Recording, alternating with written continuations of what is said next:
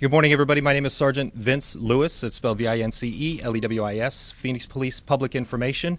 Joining me on stage today is Phoenix Mayor Kate Gallego. It's spelled Kategallego. Phoenix Police Chief Jerry Williams. It's Jeriwilliams. Phoenix City Council District Councilwoman Laura Pastor. It's Laurapastor. Phoenix City Council District 7 and Chairman of the Public Safety and Veterans Subcommittee, Michael Nowakowski, Michaelnowakowski, and ATF Special Agent in Charge, Monique Villegas. It's Monique Villegas. At this time, I'd like to turn it over to Mayor Gallego. Thank you. This week, our community experienced a senseless tragedy. 10-year-old Summer Brown lost her life.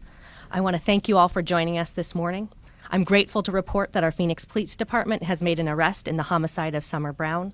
I want to thank the Phoenix Police Department for working overtime and in partnership with the Bureau of Alcohol, Tobacco, and Firearms and our citizens. When something happens in our community, particularly to a child, the people of Phoenix step up, and the community provided support to the family as well as important tips.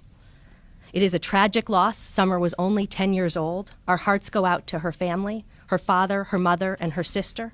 I know that the community will continue to come together to support the family in their time of need. Thank you so much to our police department for working nonstop to make this arrest, and I will now turn it over to Chief Williams.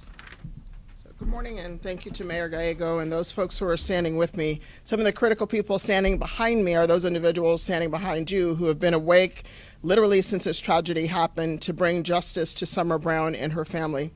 As mentioned, we did make an arrest in the suspect in this case. He's been identified as 20-year-old Joshua Gonzalez. He has been booked into jail on 1 count of first-degree murder and 3 counts of aggravated assault. I want to truly commend the tireless efforts of each of the employees involved in this investigation, which includes resources from the Homicide Detail, the Crime Gun Intelligence Unit, the Alcohol, Tobacco, and Firearms Bureau, the Phoenix Police Crime Lab, the Homeland Defense Bureau, Street Crimes Unit, Special Assignment Unit, and Patrol. And I mention all those because it truly takes a team effort in order to make this happen. These men and women all came together to work this case that led to the arrest, some of whom, as I look at them right now, have not slept since the day of the incident or have barely gone home to go to sleep. I also want to give kudos to the Phoenix Fire Department, who tried tirelessly to save Summer and treated and transported the victims. Their dedicated efforts are a testament to the professionalism and investigative talents of each member of our Phoenix Police Department. As Mayor Gallego mentioned, we could not have done this without the support of our community members. After seeing the bulletins, after finding details, after talking and listening, our investigators were able to really close this case because the community members stepped up. To our local and national media, we can't do this without you all too. You all pushed out the information that was critical in finding our suspect. This tragedy came down to critical information and the tips in solving this case. The community involvement, the compassion truly assisted in bringing justice for Summer and her family. At this time, we can take limited questions if anyone has any, but please direct whom you would like to respond to and answer the questions. Chief Williams, how critical was that surveillance video from neighbors and then them handing it over right away to help you guys in this investigation? Absolutely, undoubtedly critical. So as you all remember in our serial street shooter, we needed tips and information from our community. This, once again, was an exceptional example of good old-fashioned police work and following leads and our community members coming forward, and a testament truly to the local and national media, too, because without your help and assistance, we wouldn't have brought justice this summer. Chief, it doesn't look like he was trying to hide. It looked like he had parked his truck out in the driveway out in the open. Has Gonzalez said anything or confessed to the crime? So I would leave that to investigators to respond to and answer. But again, I still want to go back to the message, and the message is without community involvement and without those tips, a little girl who was gunned down, we wouldn't be able to find the suspect. So thank you all. Yes, ma'am. Was there anything changed about the truck? It might be the investigators that can talk about this, but the color of the truck, the rims, the tires, anything like he was trying to not have his truck be noticed? So I will leave that to the investigators to respond and answer, but it's safe to say that he did try to alter the truck's appearance. Yes, ma'am. Do you know, I don't know if you know this, was it a specific tip like into silent witness, or was it a collection of tips that led to that location So great question. We did utilize silent witness as a resource, but it was really a culmination of everyone and all the efforts coming in order for us to find the suspect. What can you tell us about the suspect? Do you live in that house where he was arrested? Is he a father? I don't know whether he's a father or not. I do know that he has extended criminal history with our department. He does have a history of violence, and so those are critical key points for us. How about one more question, and then I'll turn it back over to Sergeant Lewis and or the investigators. Yes, ma'am. Was there a lot of tips after the surveillance video and the photo were released? Did you notice a difference in about how many tips do you think came in from the public after the release of the surveillance video? So that's specific information, so I'm going to have Sergeant Lewis and or the investigators talk about it. We thank you all so much for your support and your efforts. To our community members out there, you do have no idea how much you mean to us in Summers family and the Phoenix Police Department and the entire Phoenix community. Thank you for your assistance. So you all have a great morning. So we'll go out that way. We're gonna release our leaders to get back to work. I'll be right back with you for some background details.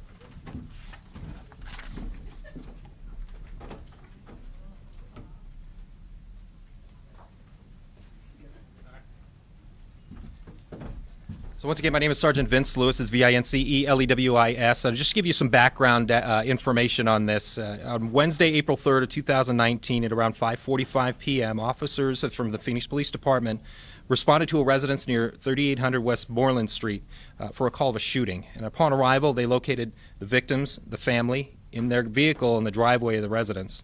The victim family had just arrived at home in their car when the suspect, who had been following them for a short distance, opened fire on the vehicle, striking it numerous times.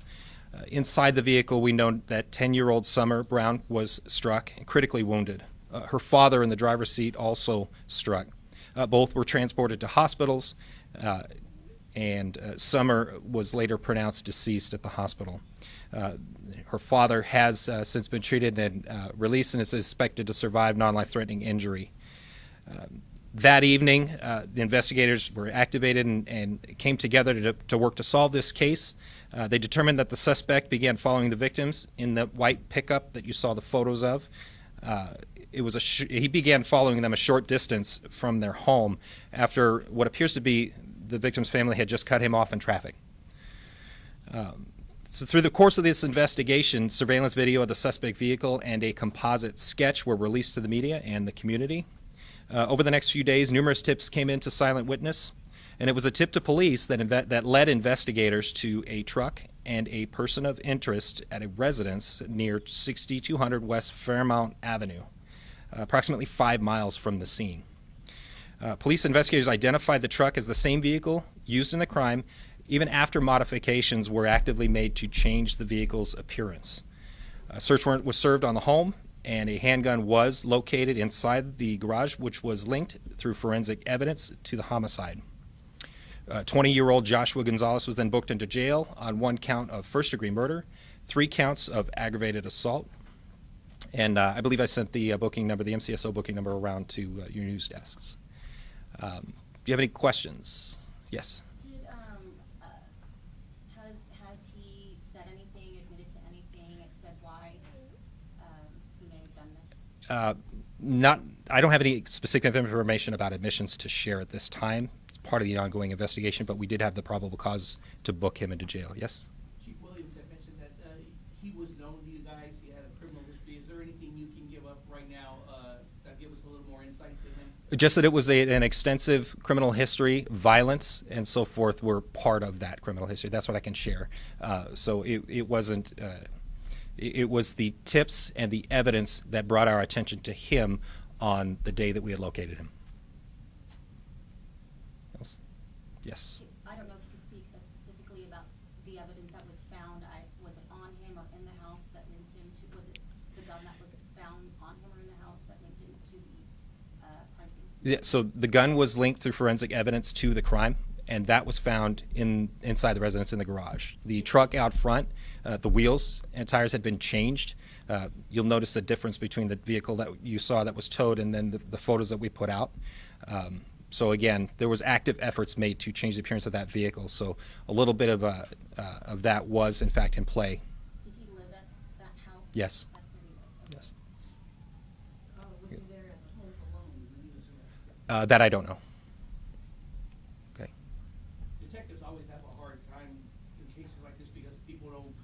report, or they have a hard time getting information from neighbors, but in this case, it was a bit different. The community really stepped up on this one.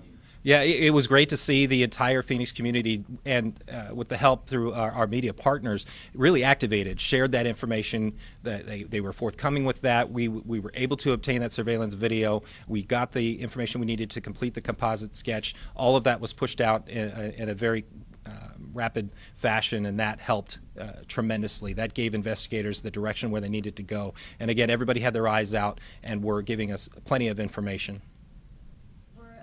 Did the witnesses, I know the family was probably, they were getting shot, were they able to positively ID him before the forensics came in, or did they say anything to the effect of, yeah, that's him? So it was critical information from a tip that led us to this person of interest, where we discovered the truck, the residence, the search warrant, discovered the weapon inside the home, and everything else. The totality of that investigation gave us a probable cause to arrest and identify Joshua Gonzalez. Were they brought in? Were the witnesses brought in to ID him?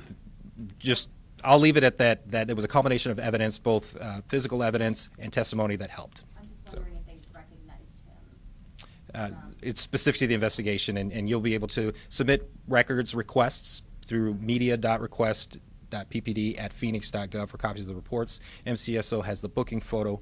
You'll contact them. Two more questions? Did any of that surveillance footage show his face? What I saw was an arm.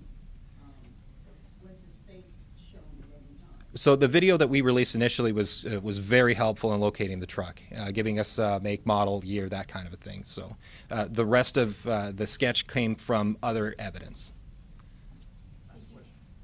Could you see his face clearly in the surveillance video, or? No, that composite sketch came from Okay. witness testimony. Okay? Okay, thank you very much.